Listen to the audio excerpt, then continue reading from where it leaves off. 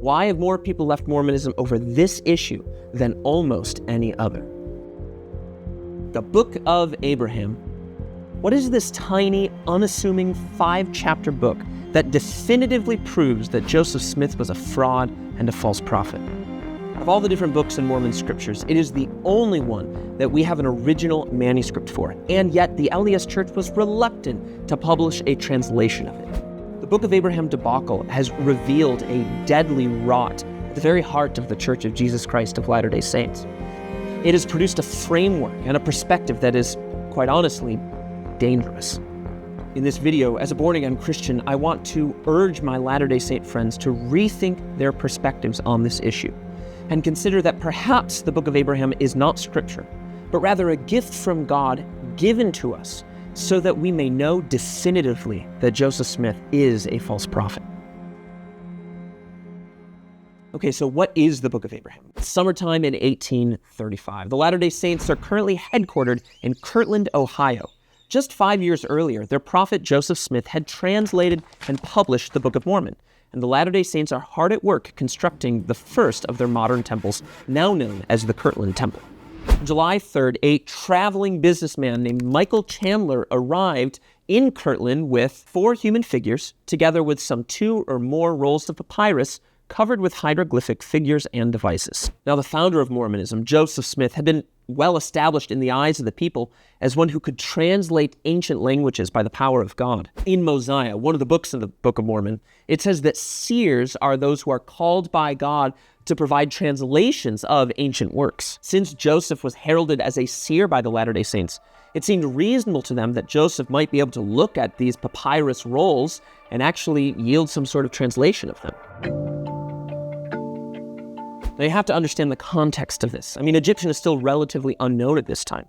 The Rosetta Stone, which provided the basis of our modern understanding of Egyptian hieroglyphics, had only been found in 1799, a few decades earlier, and the only scholars who really had studied this were overseas. There doesn't seem to be anyone that we know of in the US at that time who had really any knowledge of Egyptian hieroglyphics, which means that no one could check Joseph's translation of the papyri. After examining the papyri, Smith claimed that one of the rolls contained the writings of Abraham, another the writings of Joseph of Egypt.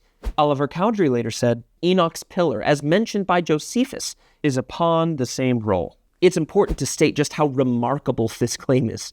Our oldest manuscripts of the Old Testament are from the Dead Sea Scrolls, which are between the 1st and 3rd centuries BC. And this claims to be almost 2,000 years earlier. That would make these bits of papyri the oldest biblical manuscripts that we have. Now, what's more is that Joseph claimed that this was an autograph, the original document that Abraham himself wrote. We don't even have any of the autographs for any parts of the Bible that we know of. And in fact, even the gold plates that Joseph supposedly translated to bring forth the Book of Mormon, those gold plates had been taken back into heaven by this point.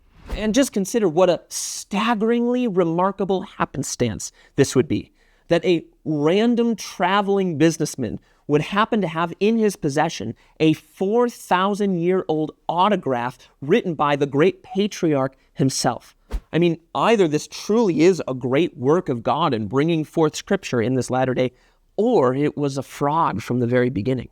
The Latter-day Saints believed Joseph's claim, and so they scrounged together the cash to purchase Chandler's entire exhibit for $2,400. And if you do the math, that amounts to around $88,300 in today's cash. Joseph started working on the translation of these documents, and though he didn't complete their total translation by the time he died in 1844, in Times and Seasons, which is a Nauvoo publication, the first version of the Book of Abraham was released in 1842. 40 years after that, in 1880, it was officially canonized to be a part of the Pearl of Great Price, a part of Latter-day Saint scriptures. Let's just pause and take a look at what the Book of Abraham actually teaches. It's not that long. If you're curious, go read it yourself. As a Christian, I think that some of the most objectionable and problematic parts of Mormonism contained in their standard works can be found in the Book of Abraham. Just to give a quick sampling of some of these things, Abraham teaches that God dwells near a star named Kolob, and God reveals that all spirits are eternal. They existed before, they shall have no end, for they are nolam, or eternal. It also teaches that God organized intelligences before the world began. Abraham says that the gods organized and formed the world using pre-existing eternal material. They, that is the gods, organized and formed the heavens and the earth. It also teaches that God sent man to earth to test whether or not he would obey his commandments. And if he does, God would grant him glory. And we will prove them herewith, to see if they will do all things whatsoever the Lord their God shall command them. They who keep their second estate shall have glory added upon their heads forever and ever. It also includes what ninth president of the church, David McKay, says was the only scriptural basis from withholding the priesthood from those with black skin. McKay wrote, "I know of no scriptural basis for denying the priesthood to Negroes other than one verse in the book of Abraham, 126. The book of Abraham also includes 3 facsimiles, 3 images that are found on the original papyri. In the Pearl of Great Price, Smith actually walks through the images and provides an interpretation of what's going on. I have the Pearl of Great Price right here. You can actually see facsimile number 1 right there. Figure number 1 is seen to be the angel of the Lord. Figure 2, the guy laying there, is said to be Abraham fastened to an altar. And you can just look at this whole thing and kind of see some of the things that he identified. But the point is, when Joseph looked at these facsimiles, he identified the images with particular people and particular events. In fact, in Abraham 1:12, he actually references the representation of these events at the very beginning of the book. But the big question here is, what happened to the bits of papyrus that came into possession of the church in 1835? Well, after Joseph's death, the papyri actually stayed with his first wife, Emma Smith, and remained with her when the rest of the Latter-day Saints headed out west to Utah with Brigham Young.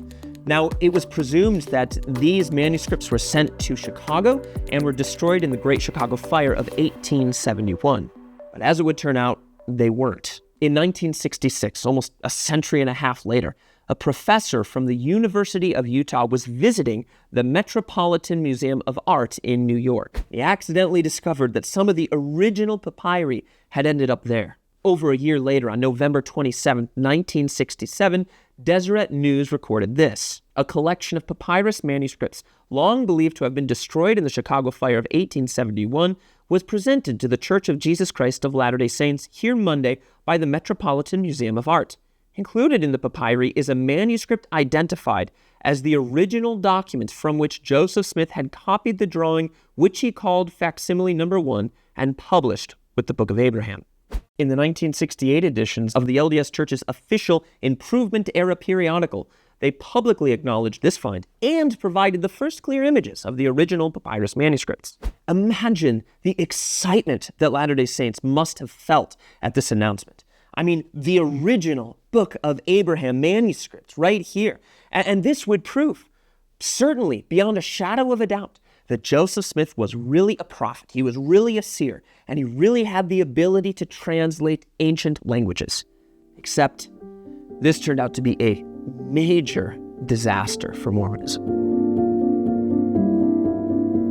Here's the problem. In that 1968 Improvement era, the LDS Church promised that Hugh Nibley, who was a professor at Brigham Young University, would provide the meaning of the hieroglyphics and illustrations. Expectations were set. A translation would be forthcoming. Nibley received help from LDS Egyptologist D.J. Nelson. And as Nelson worked on the translation of this, it became increasingly clear that these documents had absolutely nothing to do with Abraham or Joseph or even Enoch.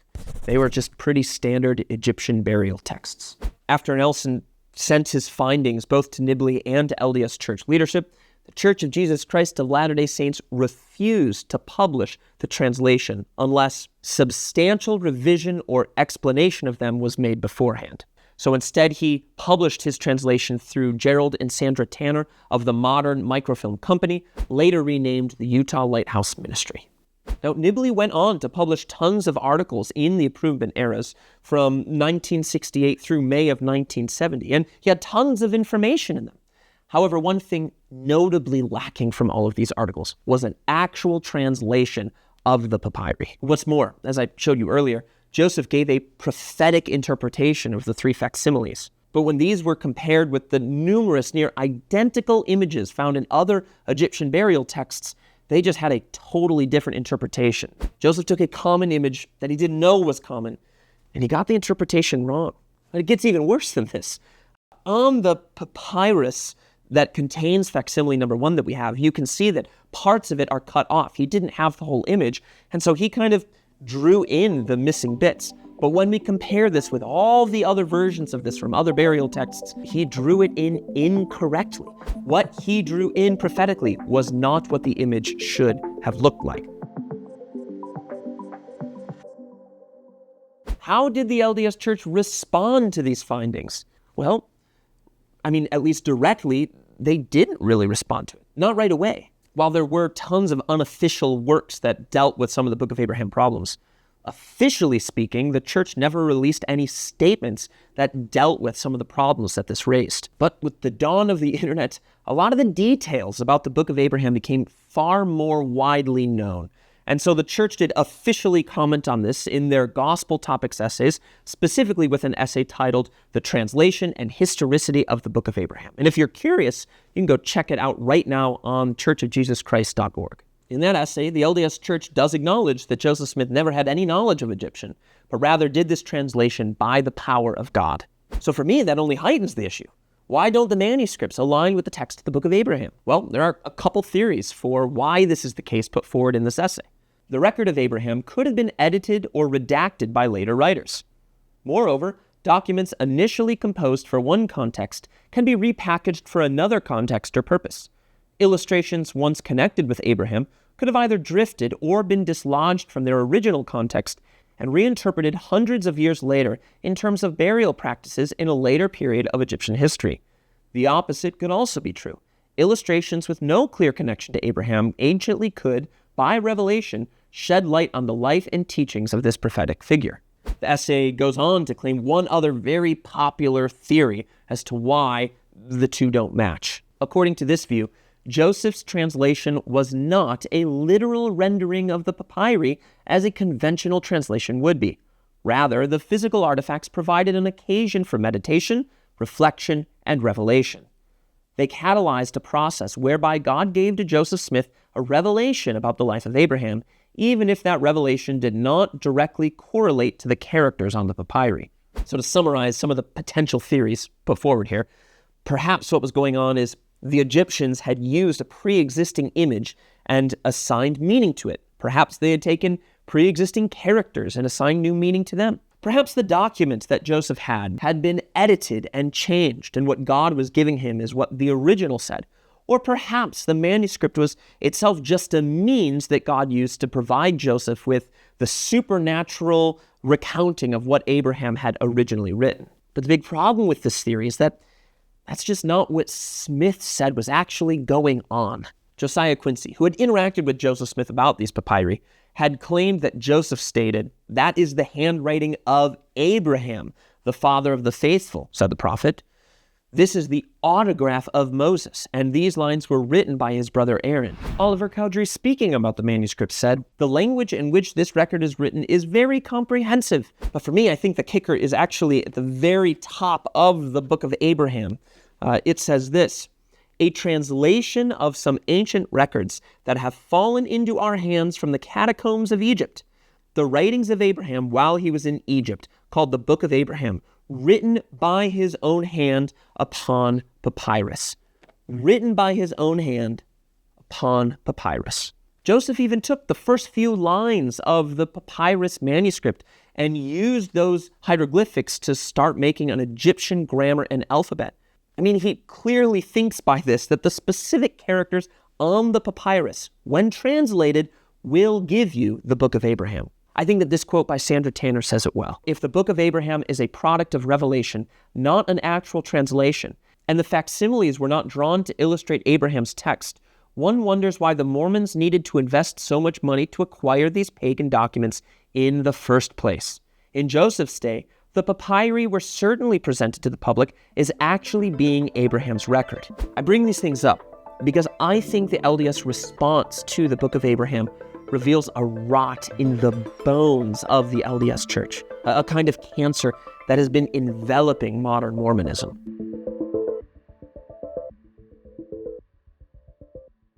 The idea that Joseph looked at a real manuscript and God gave him a spiritual translation is so problematic because it detaches Mormonism from a testable reality.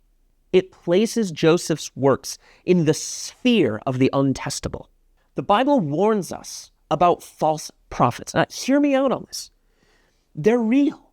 It's not a matter of if they'll come, it's a matter of who they are. And the Bible gives us objective tests to know for certain who the false prophets are. Listen, when I interact with Latter-day Saints, they almost in every conversation I have refer to this subjective experience, to their testimony. The problem is the Bible doesn't just give us subjective experiences to bank on. The Bible also gives us objective tests. What happens with the Book of Abraham and the way Latter-day Saints treat the Book of Abraham is they say this is now untestable. It has, in essence, failed the objective test. But because of my subjective experience, my feeling that I receive when I pray, I can overlook the fact that an objective test has been failed. That is dangerous. And what it produces is a culture of people who no longer look at objective realities about things. And I think that this is becoming an epidemic within modern Mormonism. People don't really look at what their leaders are saying. People don't really look at what their leaders have said. They're not investigating the history of the LDS Church and the tradition of Mormonism. I know I'm making generalizations, but in my experience, this has been the case. Because there are problems like the Book of Abraham, subjective experience is everything. It trumps every other category. That's a huge problem. When the prophet of the Old Testament said, "Thus saith the Lord," if you rebelled against that, you were violating what God had commanded you. You were standing opposed to God's will. You didn't treat these prophets as a take what you want kind of thing. I mean, I always hear Latter-day Saints quote Amos 3 to me. God does nothing without revealing his secret to his servants, the prophets.